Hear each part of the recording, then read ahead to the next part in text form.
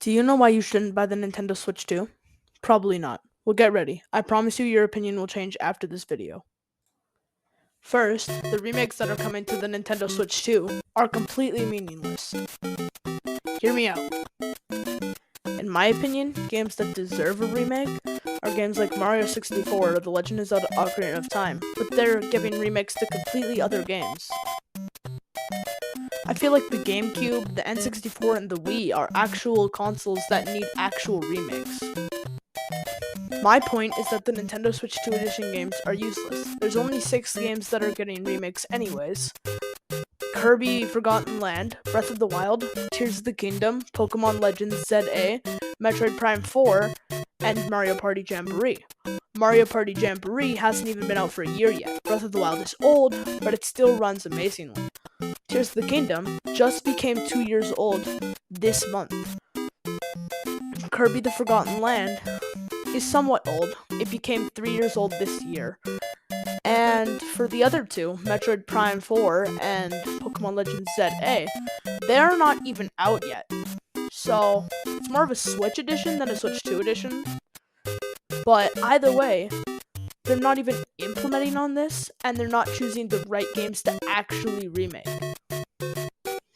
My second point is that there's not enough games to actually make the Switch 2 worth buying.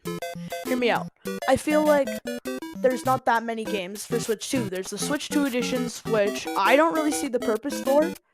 There's Mario Kart World coming out, and Donkey Kong Bonanza. Sure, there's a couple others like Kirby Air Riders, or like the Drag X Drive or whatever that's called. There's a few other games, sure, but I feel like for the most part, they're just expecting you to be fine with it because it has a bigger screen, and it has game chat and game share and virtual game cards, but like, some of those things are already on the Switch, but they're just expecting you to be fine because you still have your Switch games, because it's backwards compatible, which I'm glad that it's backwards compatible, but that doesn't give you an excuse to make absolutely no games for the console. And to end it off, I have 2 more tiny points that I'm kind of gonna mix together. So, first of all, game chat is actually really useless because you have to have Nintendo Switch Online membership to use it, and then you have to buy a camera for like 40 or 50 bucks or whatever that's gonna be. And I don't really see that as worth it because all that it does is show your face and you can play with your friends, and that's what the Nintendo Switch Online app is for.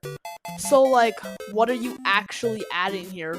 Like, there's actually no difference. What's the difference between FaceTiming and buying a game chat so you can do it on Switch? There's no difference. And Welcome Tour, I'm really upset about that because on the PS5, Astro's Playroom comes out, and it's an amazing game. It like teaches you how to play the PS5, and you have like something to do before you buy your first game. For this, you have to pay for Welcome Tour. It's literally a tour so you know how to do what to do in Switch 2. That should come for free. Either don't give it one, or make it free. It shouldn't have to be a payable thing. Thanks, Nintendo. Bruh.